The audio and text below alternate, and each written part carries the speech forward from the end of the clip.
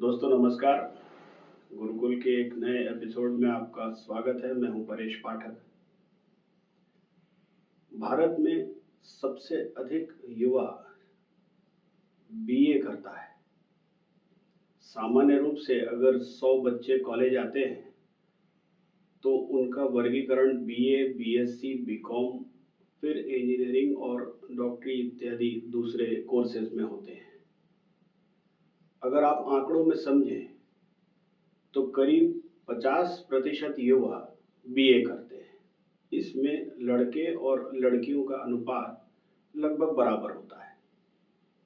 BA में जो विषय पढ़ते हैं उसमें राजनीति शास्त्र, समाज शास्त्र, इतिहास और फिर भाषाएं होती हैं। इन सब विषयों में एक चीज जो सामान्यतः समान है वह है कि छात्र समस्याओं को समझने लगते हैं, राजनीति को समझने लगते हैं।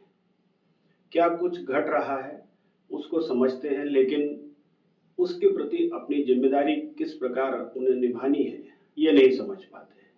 आज लगभग सभी संगठनों का इस बात पर जोर है कि नए युवा आगे आएं और पुराने लोगों को मदद करें।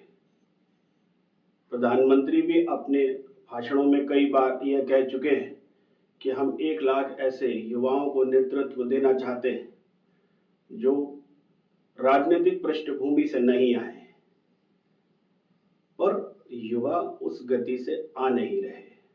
यहाँ तक कि जो युवा संगठन है एबीवीपी या एनएसयूआई, उनके भी कार्यक्रम बहुतायत में सड़कों पर होते दिखते नहीं।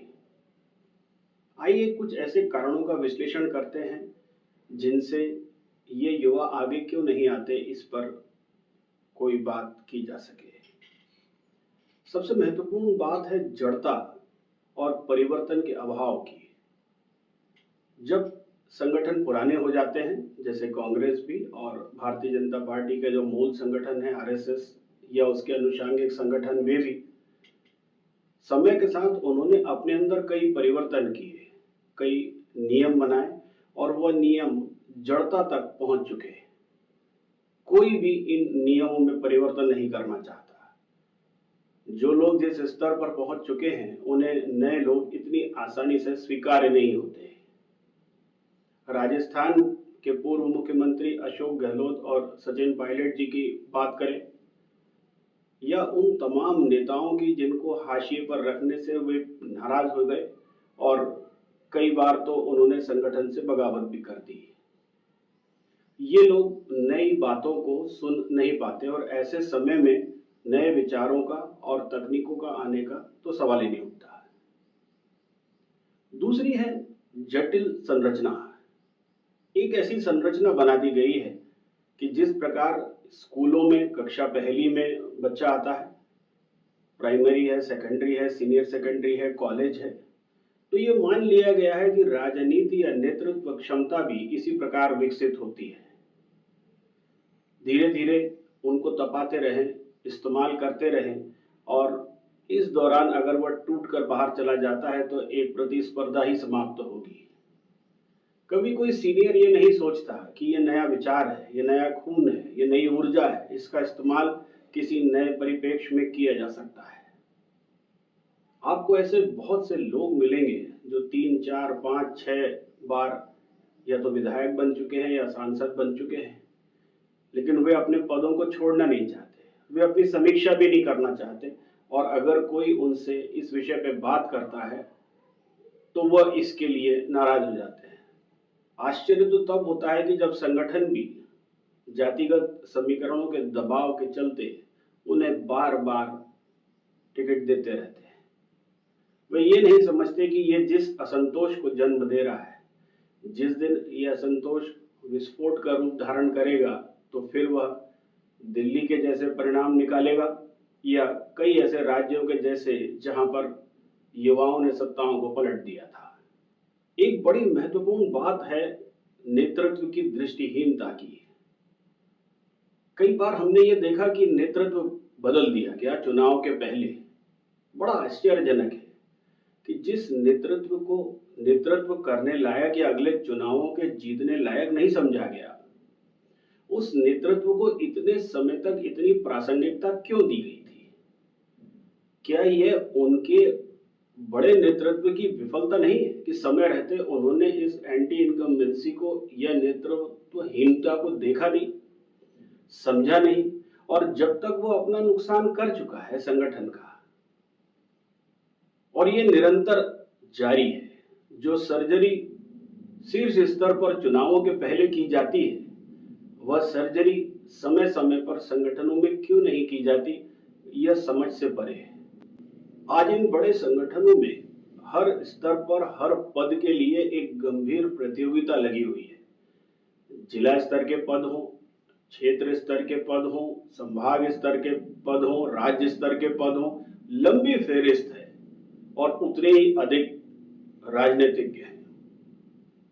एक नया व्यक्ति जो ग्रेजुएशन करके निकला है, एबीवीपी, एनएसयूआई या ऐसे किसी संगठन से निकला है, वह यह सोच भी नहीं सकता कि वह जिला या राज्य के किसी स्तर पर पहुंच सकता है, भले ही वह कितना ही काबिल क्यों ना हो। आश्चर्य है कि आज के युग में जब पर कैपिटा इनकम और रिन्यूएबल एनर्जी जैसे नए शब्द आ रहे हैं, ये लोग जो इसको ढंग से उच्चारित भी नहीं कर सकते, इन लोगों को, युवाओं को दबाने का काम किस प्रकार मिल जाता है। वे युवा जो पीएचडी करते हैं, वे युवा जो इन विषयों को गंभीरता से, संजीदगी से समझते हैं, इस पर बहस करते हैं, उन पर काम करना चाहते हैं, वे सभी बाहर बैठकर इंतजार कर रहे होते हैं कि किसी दिन उनके पास बुलावा आए। इक्का दुक्का प्रयास करते हैं कुछ काम करने का, और जब वे अफसरशाही में फंसते हैं तो निराश होकर घर चले जाते हैं। अंत में बहुत महत्वपूर्ण एक कारण होता है वंशवाद। हर पिता चाहता है कि उसका पुत्र उसके काम को आगे बढ़ाए, और राजनीति में अगर कोई यह चाहता है तो कोई बुरी बात नहीं है, लेकिन वो किस कीमत पर यह कर रहा है। एक बड़ा असंतोष ये देखा गया है कि अगर किसी के बच्चे को स्थापित नहीं किया जाए तो वह उस क्षेत्र की राजनीति को और उस पूरी परंपरा को विचलित करने का प्रयास करता है। क्या यह ठीक है? संभवतः ऐसा नहीं होना चाहिए, और उन नए युवाओं को भी दत्तक पुत्र मानकर अपना लिया जाना चाहिए। अभी के चुनाव में आप देखें, चाहे तमिलनाडु में अन्नामलाई हो जिन्होंने 11% मत भारतीय जनता पार्टी को दिलाए, पवन कल्याण हो जिन्होंने 21 से 21 सीटें आंध्र प्रदेश में जीत ली, रेखा गुप्ता को देखें जो पहली बार विधायक बनने के बाद सीधे मुख्यमंत्री बनाई गई। ये सभी लोग ऐसे हैं जो युवा हैं, राजनीति में कमोबेश नए हैं, और इन पर अगर कोई पार्टी दांव लगा रही है तो इसका मतलब यह है कि समय बदल रहा है। कुछ बदलाव के संकेत प्रशांत किशोर और ऐसे लोगों के आते हैं, या कविता सोरेन जैसे लोगों के आते हैं जो दूसरे संगठनों से हैं और कड़ी चुनौती पेश करते हैं। ये निरंतर समाज में काम करते हैं, दौड़ भाग करते हैं, और उन नए मुद्दों को खोज के लाते हैं, जनता की नब्ज को समझते हैं। मैं उन तमाम लोगों से जो नेतृत्व क्षमता का विकास करना चाहते हैं, उनसे यह अपील करूंगा कि वे समाज में जाएं, बगैर यह सोचे कि उन्हें बदले में मिलेगा क्या। किसी एक विषय के विशेषज्ञ बने। वह दिन दूर नहीं जब आपको उसी विषय के कारण किसी मंच पर बुलाया जाएगा और आप चिन्हित कर लिए जाएंगे, परंतु उस विषय का जानकार आपको बनना ही होगा।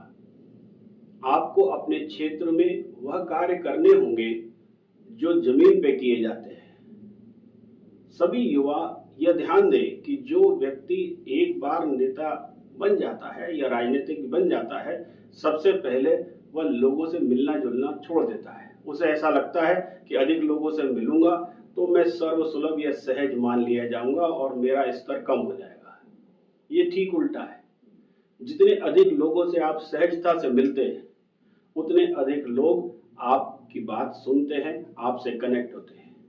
आपने प्रधानमंत्री को कई बार सोशल मीडिया इन्फ्लुएंसर से मिलते हुए देखा होगा। अभी हाल ही में प्रधानमंत्री बागेश्वर धाम गए।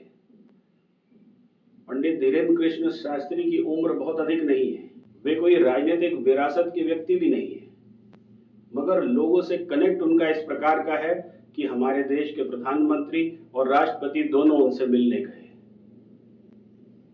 ऐसे युवाओं की आवश्यकता हर तरह के संगठनों को होती है। आप सभी से निवेदन है कि इन सभी चीजों को ध्यान रखें और अपने अपने क्षेत्र में, समाज में जाकर कार्य करें। कई बार युवाओं को ऐसा लगता है कि हमारा यह काम, यह मेहनत बेकार हो जाएगी, लेकिन आप विश्वास करें, ये जो ऊपर स्तर पर बैठे नेता हैं, ये एक दूसरे को भी फूटी आंखों नहीं सुहाते। ये ऊपरी तौर पर शांत लगते हैं, इनके अपने कॉमन मिनिमम प्रोग्राम्स भी होते हैं, मगर जिस दिन आवश्यकता होती है, ये एक दूसरे के को गिराने से बाज नहीं आते। वह आपके लिए अवसर होता है।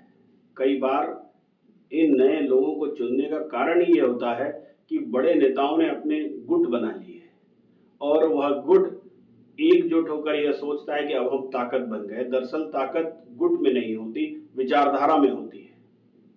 और आप सभी लोगों को विचारधारा के साथ जुड़ना है, गुट के साथ नहीं। यह बात ध्यान रखें। मैं कुछ उदाहरण इसमें देना चाहता हूं। आपको ध्यान होगा, जनता पार्टी 1977 में बनी, बहुत से लोग उससे जुड़े और उसके बाद में कई धड़े अलग होते चले गए और 3 या 4 साल में बिखर कर समाप्त हो गई। बहुजन समाज पार्टी एक समय में उत्तर प्रदेश पर राज किया और आज अत्यंत दयनीय हालत में है। आप 5 बड़े नेताओं का नाम संभवतः नहीं बता सकते। वामपंथी दलों की स्थिति भी आज यह है कि केरल के अलावा किसी और राज्य में उनका कोई नेता है या नहीं, यह संभवतः उन्हें भी पता नहीं होगा। शिवसेना जो एक समय में पूरे मुंबई और महाराष्ट्र पर राज करती थी, वह आज 2 भागों में ऐसी बटी कि संभवतः उनका एक हो पाना मुश्किल है। ऐसी कई पार्टियां हैं जिन्होंने समय समय पर अपना उदय देखा और अंत भी देखा। कई ऐसी पार्टियां जो हमेशा के लिए समाप्त हो गई, मगर इनके युवाओं का पतन नहीं हुआ। वे अपने काम में लगे रहे, उनको दूसरे मंचों से मौका मिला और वे लगातार आगे बढ़ते रहे। कांग्रेस ने भी बहुत समय तक दूसरी पार्टियों की नर्सरी के रूप में काम किया और वे युवा आज राजनीति में बहुत अच्छा काम कर रहे हैं। कहने का मतलब यह है कि आपकी राजनीतिक समझ और लोगों से जुड़ने का तरीका आपका कद और पद तय करता है। आप निसंकोच आगे बढ़े, क्योंकि आपके आगे बढ़ने से ही आपके क्षेत्र और समाज का विकास होगा। राजनीति का एक निकृष्ट चेहरा दल बदल भी है। बहुत से ऐसे युवा बहुत जल्दी अपनी प्रतिबद्धताओं को बदल देते हैं। उन्हें ऐसा लगता है कि यहाँ कुछ लाभ नहीं हो रहा है, तो इस गुट को छोड़ दें, इस नेता को छोड़ दें और आवश्यकता पड़ी तो इस विचारधारा को भी छोड़ दें। यह बड़ी समस्या है। आज आप जहां हैं वो अपने पूर्व के निर्णयों के कारण है और भविष्य में भी आप जहां पहुंचेंगे अपने निर्णयों के कारण। इसलिए बहुत सोच समझ कर निर्णय लें। एक गलत निर्णय आपको हमेशा के लिए अंधेरे की तरफ धकेल सकता है। ध्यान रखें कि जो विचारधारा आगे बढ़ रही है, संभवतः वह आपके लिए बेहतर है। जो ठहरी हुई है, रुकी हुई है, भले ही वो आपको कितना बड़ा पद दे रही है, वह स्वयं भी आगे नहीं बढ़ना चाहती और आपके लिए भी वहां कोई बेहतर भविष्य नहीं है। इसलिए विचारधारा को चुनते समय अपने भविष्य को भी ध्यान रखें और उसकी गति भी ध्यान रखें। आशा है वे सभी छात्र जो राजनीति शास्त्र, समाज शास्त्र और इतिहास पढ़ रहे हैं, उन्होंने इस बात को गंभीरता से समझा होगा कि आगे आने वाला समय उनकी विशेषज्ञता का है। किसी एक विषय के विशेषज्ञ बनिए और फिर देखिए समाज आपके पास स्वयं आता है या नहीं। धन्यवाद।